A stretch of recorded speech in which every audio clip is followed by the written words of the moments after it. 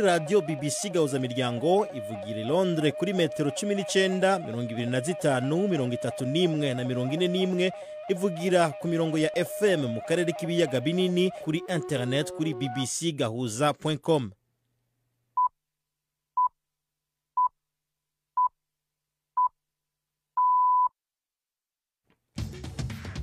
Ubu ni saa 10 n'igice ku saha mpuzamakungu ya GMT, isaha 12 n'igice mu Rwanda no mu Burundi. Muri studio muri kumwe na Robert Patrick Misigaro. Ndabahaye mwiriwe mwese abahisemo guteramana natwe kuri uno wa gatatu itariki 4 z'ukwa gatandatu 2025. Izi ni ngingo nkuru mu gihe ejo aho bukera hazo amatora y'abashinga amateka n'abajinama makomine mu Burundi. Umugwi wigenga ujeje w'amatora Seni uvuga ko ivyankenerwa vyose bihari, mbere ngo n'imyidogo yagira ashikirizwa myinshi ngo yaratorewe inyishu. Tukivuga kuri ayo matora ariko abarundi baba mu makungu bobo babona ko bakumiriwe. Abiyamamaza batwibagiye kandi turi abarundi nk'abandi, nta n'umwe yigeze aza kuturaba canke aronka intumwa. Ibintu bitangaje cyane kuko hariho benshi biyandikishije gutora ariko bazotora. None wumva ayo matora atadukumira. Murano makuru kandi Diane Nshimirimana ni umwe mu bakenyezi b'inkehwa mu Burundi bijukiye umwuga w'ubuferayeur ujanye no gutegura ivyuma vya ferabeton bikoreshwa mu kubaka. Yatumwe n'iki kuja mu mwuga mu bisanzwe wahebewe abagabo.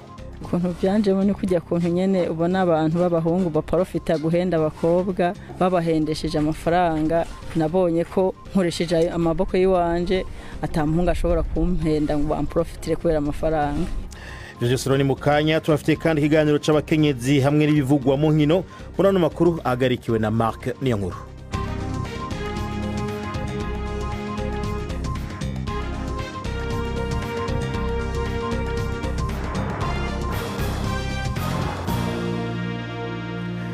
Banze ariko mutege amatwi incamake y'amakuru ya BBC avugwa hirya no hino mushikirizwa na Ferenga Kwaya.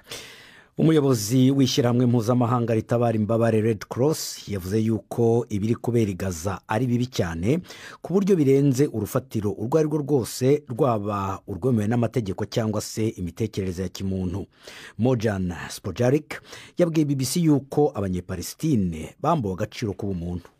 We cannot continue to watch what is happening. It's surpassing. Twakagombye kureberera ibiri kuba birenze urufatiro urwo ari rwo rwose, rwaba urwemewe n'amategeko cyangwa imitekerereze ya kimuntu. Urugero rwo gusenya, rwo kubabara, ariko igikomeye ni ukureberera ukuntu abantu bamburwa rwose agaciro k'ubumuntu. Ibi bigomba gukangura imitekerereze yacu twese hamwe. Should really shock our collective conscience. Aya magambo ye akurikiye ubwicanyi bwakorewe abanyepalestine babarirwa mu mirongo igihe bashakaga kujya ku bigo bitanga imfashanyo bifashwa na Amerika hamwe na Israeli. Ibyo bigo byahise bifungwa by'agateganyo kwa gatatu kubera abo bantu bishwe. Hari imisunikano yaguyemo abantu hanze y'ikibuga cy'umukino wa cricket mu mujyi wa Bengaluru uri mu Buhinde. Abategetsi baho baravuga yuko abantu 11 bahaguye, abandi barenga 30 barakomereka. Imihanda ihakikije yari yuzuyemo abakunzi b'uwo mukino wo muri uwo mujyi witwa Royal Challengers Bengaluru, watsindiye bwa mbere igikombe cy'irushanwa cy'ikiciro cya mbere mu Buhinde. Abo bakunzi bashakaga kureba abakinnyi barimo kwinjira mu kibuga. Igipolisi kivuga yuko abo bakunzi ngo basunikanye bashaka kwinjirira mu muryango mutoya. Abantu 13 bitabye urukiko i Paris mu Bufaransa baregwa gushishikariza abantu urwangano rushingiye ku ruhu rwakorewe umuririmbyi w'umufaransa ariko ufite inkomoko yo muri Mali, Aya Nakamura. Ibyo byabaye umwaka ushize mu birori byo gutangiza imikino ya Olympique. Abo bantu basanzwe bafitanye ubusabane n'umutwe w'abahezanguni, bazamuye icyapa cyanditseho ngo ntibishoboka Aya, aha ni Paris, ntabwo ari mu isoko ry'i Bamako. Aya Nakamura yavukiye muri Mali ariko akurira i Paris. Aya akaba ari we mutegarugori wa mbere mu Bufaransa wumvwa cyane ku isi. Mukomeje kumva BBC Gahuza Miryango. leta ya repubulika ya demokarasi ya kongo yategetse ibitangazamakuru kudatangaza inkuru zivuga ibikorwa by'uwahoze ari umukuru w'igihugu Joseph Kabila n'ishyaka rye. Leta ya Kinshasa yavuze yuko yifuza kurega bwana Kabila icyaha cyo kugambana nyuma yaho yifatanirije n'inyeshyamba za M23. Ni inkuru ya Will Ross mugezwaho na Yvette Kabatesi. Umuyobozi w'urwego rushinzwe kugenzura itangazamakuru yumvikanye kuri za radiyo harimo n'iterwa inkunga n'umuryango w'abibumbye ONU asobanura ko gutangaza inkuru iyo ari yo yose ivuga ku bikorwa bya Joseph Kabila bizaviramo icyo gitangazamakuru guhagarikwa gukora. Ni uburyo bwa guverinoma ya Kinshasa bwo kugerageza kwima urubuga bwo kumenyekanisha ibyo wahoze ari perezida, mu gihe uyu mugabo ukunze kunenga cyane Felix Tshisekedi ariho ahamagarira iherezo ry'icyo yise igitugu. Uko kubuza gutangaza aya makuru ni kureba uburasirazuba bwa Kongo aho bwana Kabila atuye ubu. Bibifashijwemwo n'umutwe wa M23, ibimenyesha makuru byaho bizakomeza gutangaza inkuru zose z'uyu mugabo. Leta ya Tanzania yavuze yuko yabujije abantu kujya ku rubuga rwa X kubera ubutumwa buri gushyirwaho bw'abakora ibijyanye n'imibonano mpuzabitsina. Icyo cyemezo kibaye mu gihe hari ibinego bivuga yuko ubutegetsi buri guhumbahumba abatavuga rumwe nabwo mbere yuko haba amatora mu kwezi kwa 10. Mu byumweru 2 bishize, imbuga nyinshi zikoreshwa na leta zinjiwemo mu buryo butemewe n'amategeko. Urubuga rw'igipolisi rwashyizweho ibijyanye n'abakora imibonano mpuzabitsina hamwe n'amakuru y'ibihimbano yavugaga yuko umukuru w'igihugu yapfuye. Umwaka ushize urubuga rwa X rwatangaje yuko rutazongera kubuza abantu gushyiraho ubutumwa bifuza. Umushikiranganji wa Tanzania ushinzwe itangazamakuru Jerry Sila yabwiye televiziyo yaho yuko ubutumwa buriho ibijyanye n'abakora imibonano mpuzabitsina hamwe ndetse n'abatinganyi ngo butemewe n'amategeko, umuco cyangwa se imigenzo yo muri icyo gihugu. Abanyapolitike 4 bazwi cyane mu batavuga rumwe n'ubutegetsi muri Côte d'Ivoire babujijwe kuziyamamaza mu matora y'umukuru w'igihugu ateganijwe mu kwezi kwa 10 muri uyu mwaka. Akanama gashinzwe amatora kangi wahoze ari umukuru w'igihugu Laurent Gbagbo, wigeze kuba inkoramutima ye Charles Blegude hamwe n'uwahoze ari umushikiranganji wa mbere Guillaume Soro kubera ibyaha bahamijwe mu gihe cyashize. Naho Tidjane Thiam, umukuru w'ishyaka rikomeye mu yatavuga rumwe n'ubutegetsi, we yakuwe ku rutonde rw'abazatora mu kwezi kwa 4 nyuma yaho urukiko rwemereje yuko yatakaje ubwenegihugu bwa Côte d'Ivoire kubera yuko afite ubwenegihugu bw'Ubufaransa. Bwana Thiam yareze ako kanama gashinzwe amatora yuko gaciye kubiri n'inzira ya demokarasi. Robert urakoze Fenga Kwaya kuri ancamake y'amakuru ya BBC.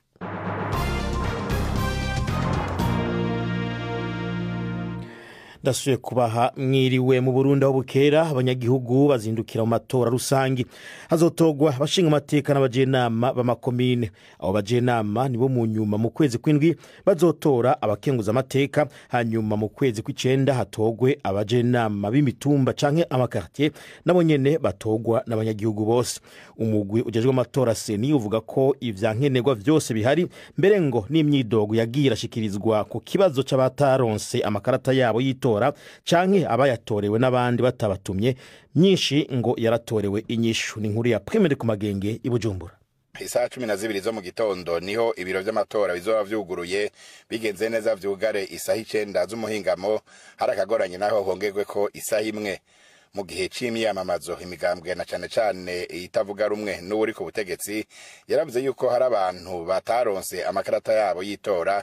Icumukuru w'umugwi ujejwe amatora seni avuga yuko hanini catorewe inyishu. Prosper Ntarwamiye, umukuru wa seni: nivyo twarumvise iyo myidogo, ariko ico nagira mbwire abariko baratwumviriza, iyo myidogo bwa mbere bwo ntiyabaye myinshi, hanyuma izo karata batashoboye kuzironka imvune nyinshi, ariko zimwe zarageze ziratorerwa umuti. Seni yaratanze uburenganzira ko izo karata zibandanya zitangwa gushika n'ubu ziratangwa mu masepsi. Ubundi mwitwarariko ukomeye nuko iyo migambwe itavuga rumwe n'uri ku butegetsi yavuze yuko bamwe mu banywanyi bayo hari ababatoreye amakarata kandi batabatumye canke bakayakwa ku gahato kugira bazobatorere. naho nyene Prosper Ntawurwamiye aremza yuko ivyo vyabaye ariko ngo ku rugero ruto cane, ariko ngo n'uwo vyoba vyarashikiye harategekanijwe ubundi buryo bw'ingene ashobora gutora. Abo banabo baratoye amakarata y'abandi twaravyumvise hano aho bideha mugabo bwa mbere si benshi, ariko nabamenyesha yuko ubutungane buriko buratohoza ivyo bintu kuko ni kosa rihanwa n'amategeko. Hanyuma uko bigenda kose umuntu ataronse ikarata y'itora arafise uburenganzira bwo kuzotora, dushaka twarakaka resepise karemeza yuko afise ububasha bwo gutora, hanyuma bamurabire ku rutonde rw'abanditse ku biro vy'itora vy'abiyandikishirije, basanze ariko na marame natoba ariko ko bimaze kugaragara ko afise uburenganzira bwo gutora, bazoca bamushira ko ari rwa rutonde rwiyongerako twita mu gifaransa liste additionnelle. Hazotorwa abashingamateka 100 ku ntara nshasha zigize Uburundi n'abajenama 25 ba komine imwe kuri 42 zisigaye zigize Uburundi, mu gihe zahora ari 119 n'intara 18. Imigambwe yatanze intonde z'abitoza ni 23 n'urunani rumwe rw'imigambwe. Mu barondera ubushingamateka harimo 11 bigenga, naho mu bajenama b'amakomine ababurondera bigenga ni 3 gusa. Ivyavuye mu matora bizomenyekana itariki 8 canke 9 uku kwezi nyene. Bitandukanye n'amatora yaramaze kuba kuva mu 2005, ubu nta mukuru w'igihugu azotorwa kuko kuva mu 2020 afise ikiringo c'imyaka 7, mu gihe izindi nzego zose zitorwa zagumanye ikiringo c'imyaka 5. Pwimende ku Magenge, BBC Gahuza Miryango, Bujumbura. Mugihe rero gucaba ayo matora bashinga amateka n'abajenama b'amakomine mu Burundi nk'uko muvyumvise, abarundi baba mu makungu bavuga ko ngo basa n'abakumiriwe n'abanyepolitike bari mu myamamazo ngo kuko batazi imigambi y'abitoza mu gihe batayisiguriwe. Ikindi bavuga ngo nuko abitoza nabo ngo batabazi. Bamwe mu barundi baba mu Birigi hamwe no mu Bufaransa bavuga ko ngo naho biyandikishije kuja gutora mu buserukizi bw'u Burundi, benshi ngo batazojayo no kuvuga ejo gutora nguko ngo batazi abo bazotora. Kurikirana bamwe mu bayaze na BBC. Twebwe ntitubona uko tuzoja gutora. Ehenda guhe karorero. Aha mu Birigi haba abarundi bashika 30,000 binarenga bahaba, ariko nta munyepolitike n'umwe yiyumviriye ingene twoja gutora. Ikindi nta munyepolitike yigeze aniyumvira kuza gusigurira imigambi y'imigambwe yabo, ntituzi n'ivyiyumviro vy'abariko bariyamamaza n'ibitoje zabo muri societe. Twoja kuja gutora gute none? Uko nzi hoho ko nzi batora imigambi, iyo migambi yo tukaba tutanayisiguriwe, twoja gutora gute?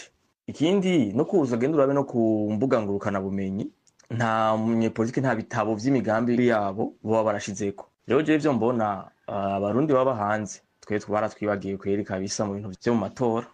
Haciye imyaka turindiriye ko habaho politiki itomo y'abarundi baba mu makungu, ariko n'ubu ntibirakorwa. Kubisanzwe abarundi tuba hanze turiyindi ntara, ariko ikibabaje yaba umugambi uri ku butegetsi yaba yitavuga rumwe n'ubutegetsi, mu myiyamamazo naragerageje kumviriza duke nkuye ku buhinga ngurukana bumenyi, nta na hamwe bavuga uko abarundi baba hanze boterera mu gihugu.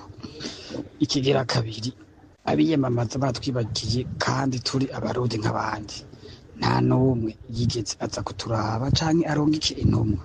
Ibintu bitangaje cyane kuko hariho benshi biyandikishije gutora ariko nibazo bazotora. None wumva ayo matora atadukumira kuja gutora n'ivyari, ariko hacigiye twarasavye umushinga amateka aserukira abarundi baba hanze niburi umwe buri mugabane, ariko ntaco babivuzeko. Twarabonye itangazo ridusaba kuja gutora muri ambasade, ariko ntitwigeze tubona itangazo riduhamagarira kuja kumviriza intumwa z'abanyamigambwe bari mu matora ngo badusigure imigambi badufitiye.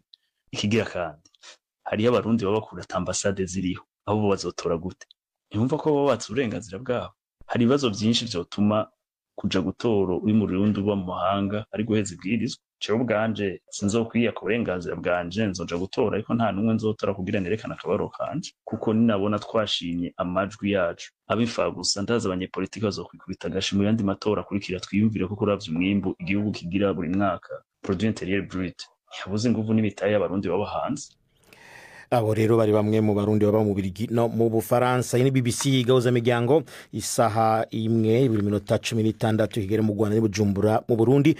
Mubandanya kumva BBC gahuza miryango muciye ku murongo wa internet bbcgahuza.com, muradukurikirana kuri Facebook live canke muciye no ku bodukorana. Hari Radio Kisoro FM mu bumanuko bwa Uganda, hari na Isanganiro mu Burundi.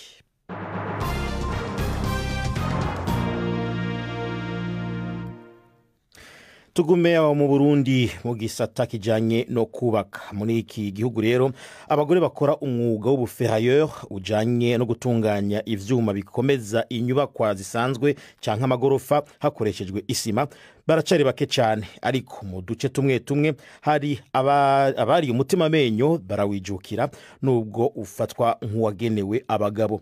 Diane Nshimirimana numwe muri bo. Uyu mukenyezi rero afise umwana umwe ngo aramaze kugera ku buhinga buhanitse muri uwo mwuga ku buryo mbere ngo hariho nabo atanguye kwigisha. Gildas Nkundimpundu yamusanze mu misozi hanamiye igisagara ca Bujumbura aho bariko bubaka igorofa igeretse ko zibiri.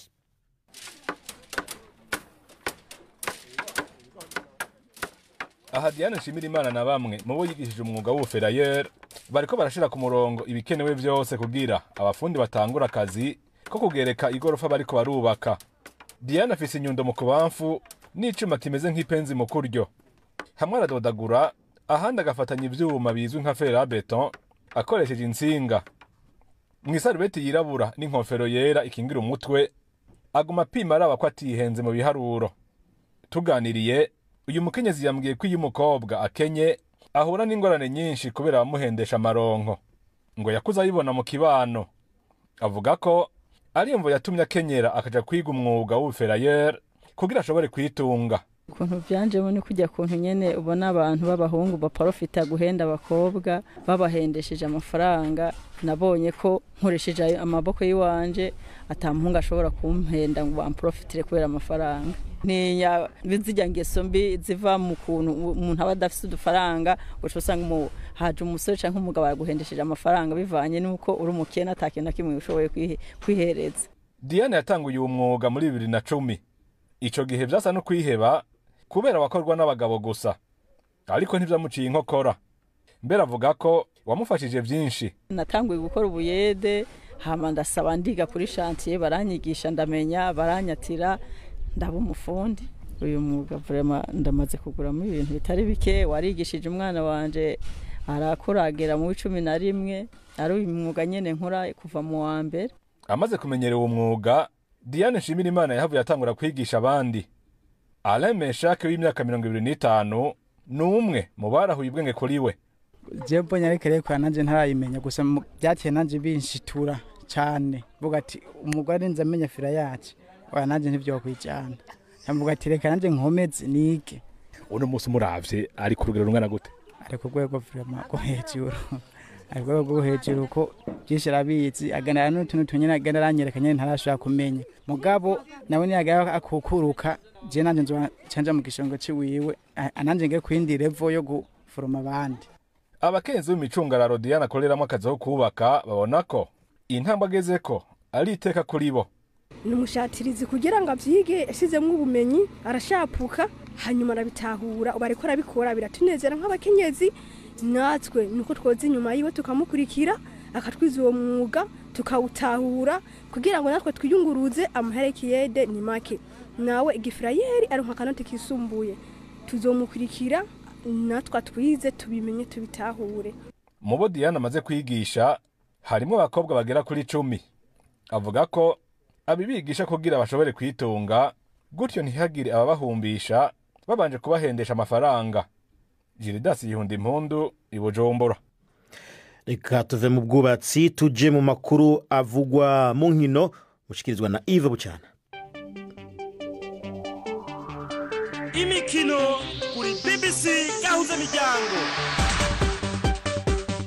Mu mwereho neza amakuru y'imikino uyu munsi aribanda ku igura n'igurisha ry'abakinnyi. Ikipe ya Manchester City yemeye gutanga miliyoni 55 z'amayero kugura umukinnyi wo hagati wa AC Milan yo mu Butaliyani. Uyu ni umuholandi Tijani Reinders. Uyu mukinnyi w'imyaka 26 y'amavuko azasinya amasezerano y'imyaka 5 yo gukinira ikipe ya Manchester City. City irizera kuzasoza ibyo kuba yamuguze mu gihe cy'igikombe cy'isi cy'amakipe kizatangira ku ya 14 z'uku kwezi.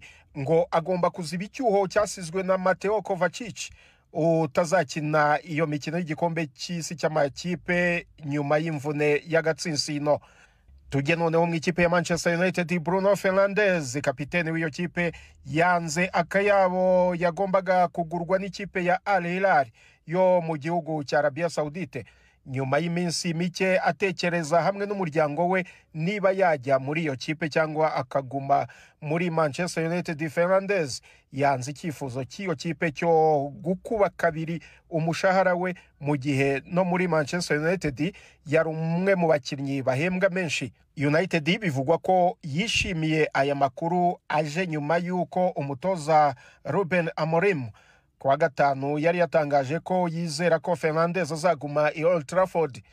Nta biganiro bitaziguye byabaye hagati ya United na Al Hilal. Icyakora byemezwa ko Al Hilal yari yiteguye gutanga hagati ya miliyoni 80 na miliyoni 100 z'amapaundi kugira ngo isinyishe uyu musore w'imyaka 30 mu gihe cy'igikombe cy'isi cy'amakipe muri uku kwezi. Fernandes yakinnye imikino 290 kandi atsinda ibitego 98 muri iyi kipe kuva aho aguriwe miliyoni 47 z'amapaundi avuye mu ikipe ya Sporting Lisbon yo mu gihugu cya Portugal mu kwa mbere 2020. Nyiri muri Manchester United kandi umutoza Ruben Amorim yifuza gusinyisha rutahizamu w'inyongera kugira ngo akomeze ubusatirizi bwe butari bufite akabaraga namba. United yizeye gusinyisha umukinnyi mpuzamahanga wa Cameroon Mbeumo ufite imyaka 25 watsinze ibitego 20 muri shampiyona aho akina mu ikipe ya Brentford. Gusa uyu mukinnyi aracyafite umwaka umwe muri Brentford, harimo no kuba yakwiyongeza undi mwaka kandi nta ngingo yo kumurekura iri mu masezerano hagati ye na Brentford. Ni mu gihe ikipe ya Chelsea yo yanze kugura Jadon Sancho wa Manchester United nk'uko amakipe yombi yari yarabyumvikanye. Sancho yimukiye i Stamford Bridge nk'intizanyo umwaka ushize nyuma yo kutumvikana n'uwari umutoza wa United Erik ten Hag. United yasinyishije Sancho kuri miliyoni 73 z'amapaundi avuye mu ikipe ya Borussia Dortmund muri 2021. Sancho agahembwa umushahara w'ibihumbi 300 by'amapaundi buri cyumweru. Bishoboka ko Chelsea yatinyeho kuyarekura. Kuba rero itaraguze uwo mukinnyi byari mu masezerano, Chelsea ihitamo guhanishwa gutanga miliyoni 5 z'amapaundi iziha United. Aha ni naho nsoreje amakuru y'imikino nari nabateguriye. Gendi Yves Bucyana. BBC gahuza bijyango muri Afrika no kwisi yose. Urakoze Yves Bucyana. Imbere ko tuja mu kiganiro cy'abakenyezi, reka tubacishiriza ku gatoyi ivyo muzokumva mu runana rw'ejo.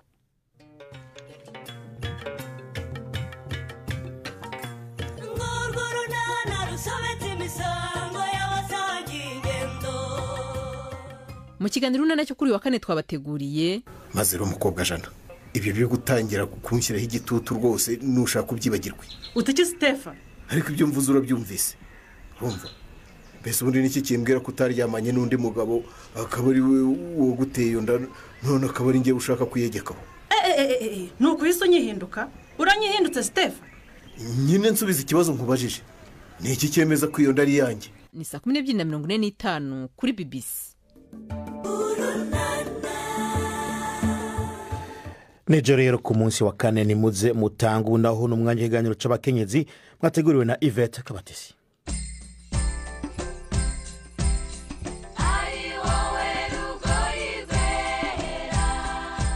Lost Dreams, New Dreams ni umushinga w'amafoto uvuga ku bana b'abakobwa babyaye batarabiteganije.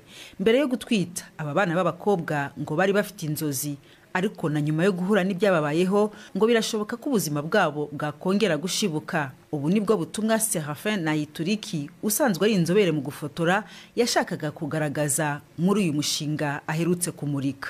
Akazi nkora kanjyana mu bice byinshi bya Afurika, nkora ku mafoto atandukanye. Nafashe umwanzuro wo kujya gusura aba bakobwa rero mu ngo zabo, nkabaganiriza, nkabafata amajwi, nkabafotora, hanyuma mburiza hamwe muri kino gikorwa cyo kumurika amafoto yabo n'inkuru zabo, kugira ngo n'abandi bantu bafite amatsiko cyangwa abandi bantu baba bumva bafite imyumvire itariyo, bumva ko abana b'abakobwa batera inda kubera ko wenda ari abasambanyi cyangwa ari abantu bakunda ibintu by'isi, nyine imyumvire idahwitse muri make, kuko n'abakobwa barabyariye mu rugo, n'abakobwa baciye mu bintu byinshi cyane nk'uko muza kubisoma muri zino nkuru. Hari aba barafashwe ku ngufu, ubuzima harimo ubukene, haba harimo no kudakundwa, bashaka gukundwa, haba hari ubuzima bwo mu mutwe butuma bisanga muri masitasiyo nk'ayo ngayo. Niyo mpamvu natekereje ko naza n'izo nkuru zitandukanye zose nkazihuriza ahantu nka hano, kugira ngo twese twigire rimwe kandi binadufungurira umutwe, kugira ngo tuvuge ngo niyo mbonye umwana afite umwana mutoya yarabyaye mu rugo,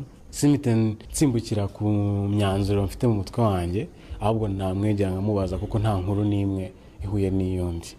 Nanatekereza ko hari irari rikaryo rituma batwara zino nda, ariko nagezemo nsanga ibyo ntekereza siko biri, so nasanze nta nkuru n'imwe ihuye n'indi. Mu bo Serafin Nayituriki yafotoye avuga inkuru zabo harimo Dukuzimana Foyibi w'imyaka 19. Mbere atarabyara ngo hari inzozi yari afite. Nimara gutwara inda nyine nahise ndeka kwiga, numva n'ibintu byangoye cyane kuko numvaga ubuzima bwanjye bwose ari ukwiga. Ubwo rero numvaga nyine ari ibintu nyine bizama kubaho neza kuko nabikundaga. Ubwo rero nyamara kumva natwise najyaga numva nyine mfite ipfunwe, numva ntashaka kujya mu bandi bana ku buryo nabona abandi banyeshuri bavuye ku ishuri nkajya mu nzu nkarira, none ntwite numva ntabwo mbyakira. Uretse rero ipfunwe, ibindi bibuza aba bana b'abakobwa kongera gutekereza ejo hazaza harimo n'uburyo bafatwa n'ababakikije. Byambayeho mbanza kujya ninya abantu nyine, nkajya ngenda nkumva abantu bari kumvuga, nkumva sinshaka kugenda, cyangwa se mu rugo wenda gusanga hari ukuntu bahita bakwita, numva wabaye ikirara, wabaye igicibwa, kirumbo, yaratunaniye, uko nyine so nyine bintera ikibazo. Ako mu by'ukuri umwana w'umukobwa amaze guhura n'iki kibazo bitewe n'uko akimara kumva ko yatwise, byonyine n'ibintu bita bimuhungabanya mu bwonko ku buryo niba afite n'ikindi kintu akora kitagihagarara pe. Kuri ubu Foyibe avuga ko yiyakiriye ndetse ahinga inyanya kugira ngo atunge umwana we mu gihe ategereje kuzasubira ku ishuri, ariko ibyo yabikoreraga mu gace k'iwabo gusa ahazwi na bake. Kuri ubu ifoto ye yabonywe n'abitabiriye imurika, ariko we avuga ko ntacyo bimutwaye bitewe n'uburyo nyine byambabaje bikimara kumbaho. Njye nise numva nifuje kuba nabwira abandi bana bagenzi banjye bari ku ishuri kugira ngo birinde, kuko njye nakundaga kwiga cyane. Ubwo rero ntabwo mba nifuza ko umwana mugenzi wanjye wiga ufite amahirwe kuba ari ku ntebe y'ishuri ubu ngubu, ntabwo nifuza ko yamera nkanjye, ahubwo mba numva nyine basi yazamuka agasoza nawe akazaba umuntu ukomeye. Gusa Nayituriki wakoze uyu mushinga yemeza ko aya mafoto azagarukira gusa muri iri murika. So uburyo iri murika twariteguye, amafoto yabo araguma hano. Ino murika nirangira amafoto yabo turayamanura, kubera ko tunabafotora twarabibaganirije, n'abantu ushaka kuganira n'ababazaga bakambwira twe dushaka kubiganira, kuko mu by'ukuri ntabwo abantu benshi batwumva. Kuba rero tubonye uburyo nk'ubu ngubu bwo kwerekana amafoto yacu no kuganira ibyacu biradushimishije, ariko nkatwe tuzi ko amafoto agenda kure, nitwe inshingano zacu kuba twarinda akasohoka akajya ahantu kure.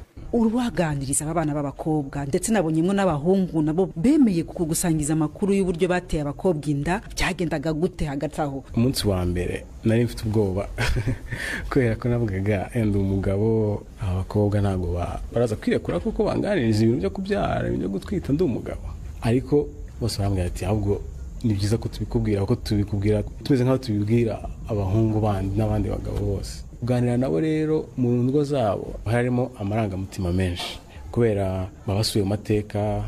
Hari nk'abakobwa muza kubonamo ari abo twahisha amazina yabo nyine kugira ngo bitasohoka cyane, ariko kuko ubuzima baciyemo buragoye cyane kurushaho, bajya bafatwa ku ngufu.